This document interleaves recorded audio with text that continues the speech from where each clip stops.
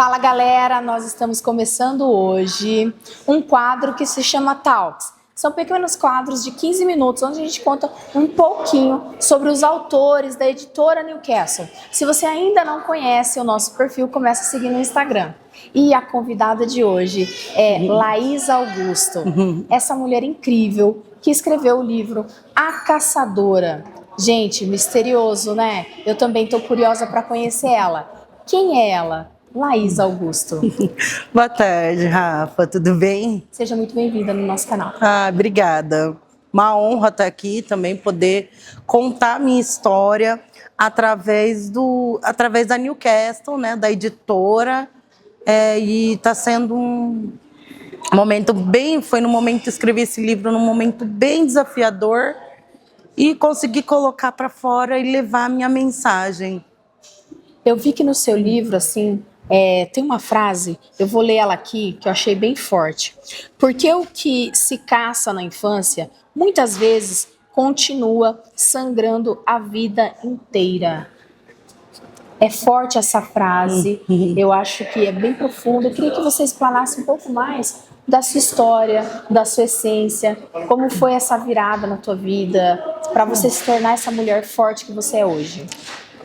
Na verdade, assim, essa frase, assim, porque a gente chega na fase adulta, a nossa vida, os fatos que ocorrem na nossa infância, geralmente, né, às vezes a gente, quando é adulto, às vezes a gente esquece, mas o nosso subconsciente, ele não esquece, e isso você acaba desenvolvendo alguns traumas, algumas fobias, algumas crenças limitantes, né, devido de palavras que você ouviu, e, enfim. E às vezes a gente tem dores, às vezes não consegue, às vezes, se libertar daquilo, né, mas isso, na verdade, é um trauma que não foi tratado, é como se fosse um machucado que você não curou, inflamou e uma hora a bomba explode, né? E a mesma coisa a gente faz com os sentimentos, né? Chega uma hora que está tudo acumulado ali, aquilo bota para fora, entendeu? Então, às vezes, assim, um trauma que você teve na infância vai refletir na sua vida adulta.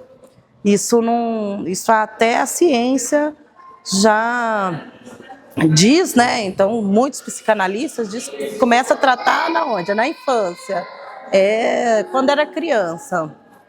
E, assim, escrever esse livro, para mim, foi ter que voltar a esses momentos traumáticos da minha vida e ressignificá-los para poder lidar com o luto. Esse foi o grande desafio da Caçadora. Muitas pessoas falaram que eu li, mas chorei, que não sei o quê. Imagina eu que escrevi. Nossa. Escrevi chorando, sim. Então, porque eu tive que voltar em situações ali que não estavam ressignificadas, da minha infância, da minha juventude, até eu chegar nos dias atuais e ver ali, olhar, sabe quando você olha para trás e vê que, tipo, nossa, tanta coisa que eu já passei, que, olha, eu acho que esse luto tem alguma coisa a me ensinar. Tem algum propósito. Quantos anos que você tinha quando isso aconteceu, Laís? O quê? A sua idade. Aconteceu o quê? Esse luto, esse processo.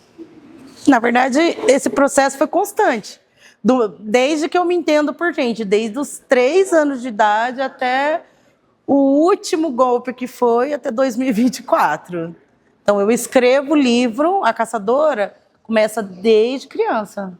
Todos os eventos traumáticos que eu tive durante... E por que a escolha desse nome, A Caçadora? Eu vou dizer uma coisa assim, todo mundo fala, guerreira. Mulher guerreira, nossa, você é muito guerreira. Eu odeio. Rafa, eu odeio que chama de guerreira. Mas por quê? Mas todo mundo fala, nossa, mas geralmente tem uma conotação muito boa, né? Geralmente quer dizer que é uma pessoa esforçada. Enfim, eu coloquei a Caçadora porque o guerreiro, às vezes, ele escolhe as batalhas que ele quer lutar. O caçador, não. Ele caça por sobrevivência. Ali, muitas atitudes dele são pura e simplesmente por sobrevivência. Usa mais a parte animal né? Porque muitas coisas a gente tem que... e uma vez eu ouvi uma frase de uma pessoa muito sábia, assim, que já era uma senhora já de idade, ela falou, olha, você parece uma caçadora. Porque você nunca teve nada fácil na vida. Tudo para você parece que é muito mais difícil, é mais trabalhoso, é mais doloroso, é mais custoso. É porque você é uma caçadora, você tem que ficar na espreita, você tem que observar, você tem que chegar devagar nos lugares, você tem que observar, saber. E nisso já me deu um start, né? Que eu já estava escrevendo a minha história, né, devido a um trabalho terapêutico. Enfim, daí eu decidi escrever ele em terceira pessoa, fazendo essa analogia da que essa senhora falou para mim. Aí daí surgiu a história A Caçadora. Tem um outro momento no seu livro que às vezes você fala de ter ali o inimigo dentro da própria casa. Sim. Eu queria que você explorasse um pouquinho isso no livro, porque eu achei muito interessante. Muitas vezes o perigo mora dentro de casa, às vezes 99,9%, essa é uma estatística, dos abusos de crianças são de pessoas próximas. Não são de pessoas de fora. Não são uma fatalidade, são de pessoas, pai, irmão, tio, padrasto. E aí eu explano isso numa maneira mais conotativa, assim, numa coisa mais análoga, os momentos que relataram esse abuso. Entendeu? Então, como isso refletiu na minha vida, como isso me refletiu na vida adulta, na adolescência, os traumas que isso me causou, que coisa que você só vai entender quando você é adulta. E você começou então a fazer as terapias para esse processo, e aí você começou a colocar a sua história já escrevendo, já na intenção de escrever o livro? Nunca. Quando que surgiu a ideia do livro? Na verdade, assim, foi bem no começo desse ano, porque em abril fez 1 ano que o meu irmão faleceu, que era o meu caçulinha, né, que você vai ver aí na história, que era o meu Guto, que era o bebezinho, a gente era 3 anos de diferença, então muitos desses abusos, até que eu relatei aí, foi que eu sofri, mas foi porque o predador, ele ameaçava machucar o Guto. E ele era neném. E se eu contasse alguma coisa, ele machucaria o meu irmão.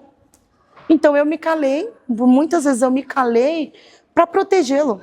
Então, e eu já cresci com esse instinto de protegê-lo. Então, desde criança, desde muito pequeno, e nós éramos muito grudados. A gente era muito... E no ano passado eu perdi ele. Em abril de 2024, meu irmão teve uma embolia pulmonar, ficou internado, pegou uma infecção hospitalar, um menino saudável, 29 anos. Em 33 dias na UTI ele veio a óbito. E ele morava comigo, e assim, e eu fiquei abalada, assim, na hora, mas depois eu afoguei o meu luto. Eu sufoquei ele, eu não vivi-lo. Eu não vivi, mas 1 ano depois, aí a conta chegou. Ah, você vai guardando ali? Uma hora chegou e eu caí de cama. Fiquei tipo uns 15 dias sem levantar da cama, sem abrir a janela do quarto, sem tomar banho, sem comer.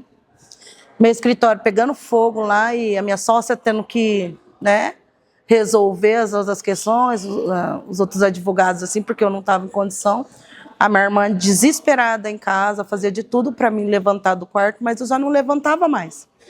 Eu já não tinha, sabe, a hora que veio, me derrubou.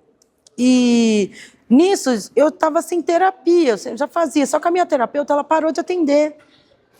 E aí eu estava sem, aí eu ficava com preguiça, sabe? Você sai de uma que já sabe tudo. Aí acabou que eu, na academia, conheci lá o meu personal, me apresentou uma menina que eu conversava já com ela lá na academia, mas eu não sabia que ela era terapeuta. E aí acabei pegando contato, eu fechei com ela, falei, não, vamos lá. E eu comecei as terapias com ela. Só que quando você começa uma terapia, você tem que contar tudo de novo, a sua vida. foi nisso que deu start. Eu demorei umas 5 sessões só para me chegar nos 25 anos. Aí eu falei assim, nossa, 5 sessões, e a gente falou, a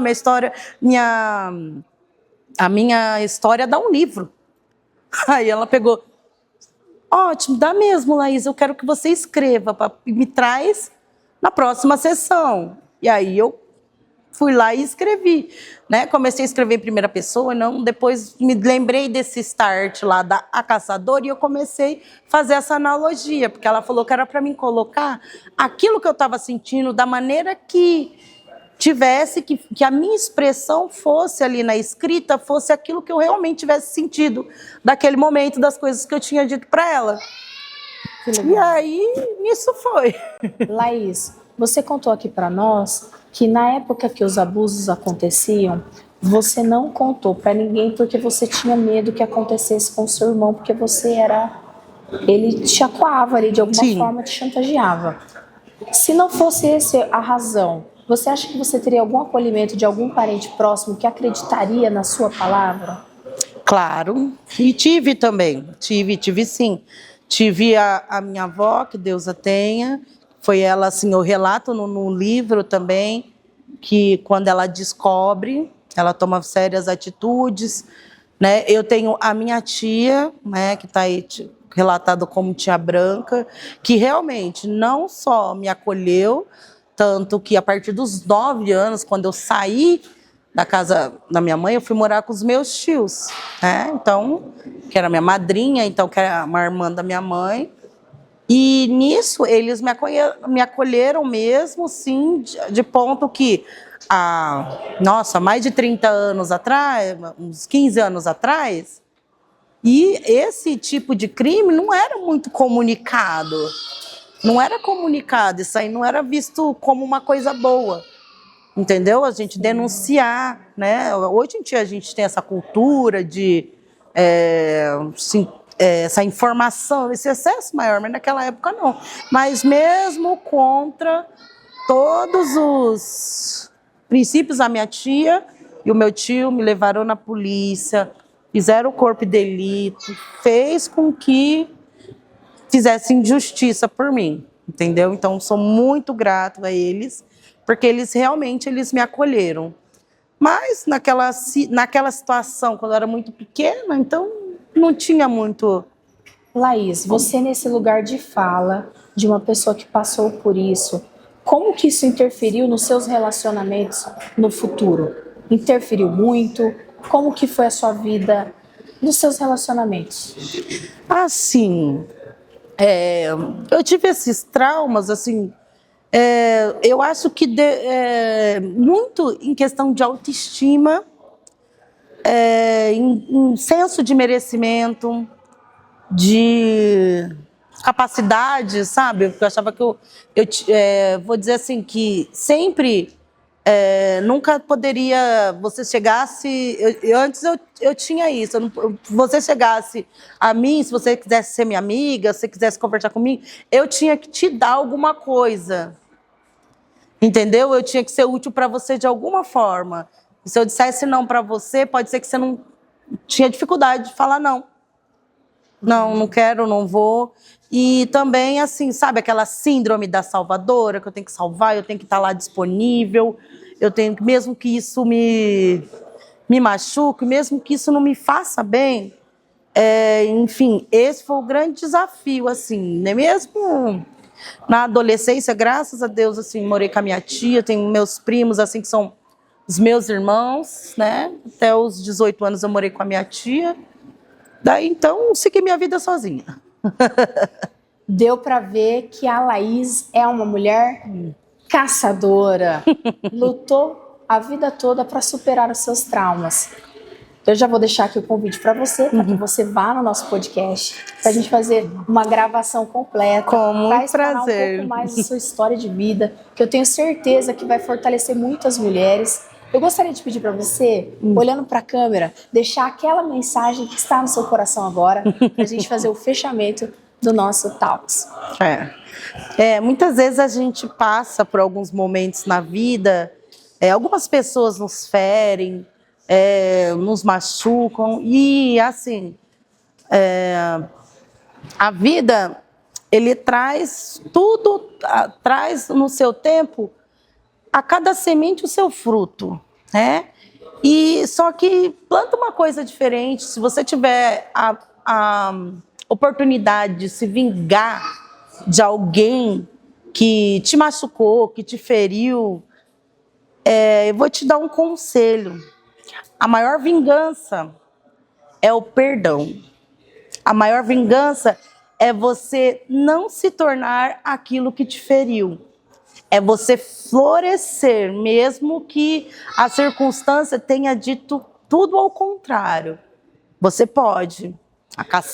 A caçadora está dentro de você, a força está dentro de você, e existe aquela força maior que te move.